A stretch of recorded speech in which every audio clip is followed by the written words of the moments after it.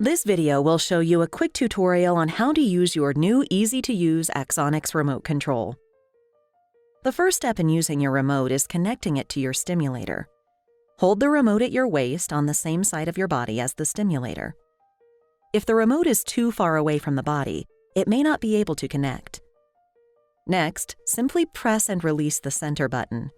The lights at the top of the remote will flash as it searches for the stimulator. It may take several seconds to connect.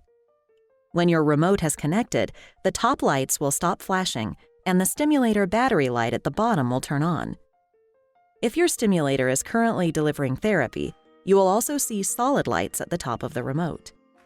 If all the lights on the remote shut off, the remote control did not connect to your stimulator.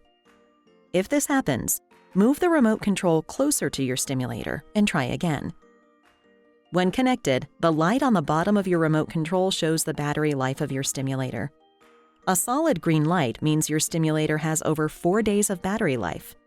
A solid orange light means your stimulator has between 2 and 4 days of battery life. A flashing orange light means your stimulator has less than 2 days of battery life, and you should charge your stimulator soon.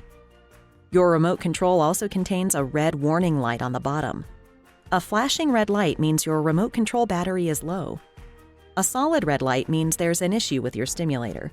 If you see a red light, contact your doctor. There are also lights at the top of your remote control. These top lights indicate the strength of the electrical stimulation being delivered for your therapy. If no top lights are on, no stimulation is being delivered. If all the top lights are on, this means stimulation is at maximum strength.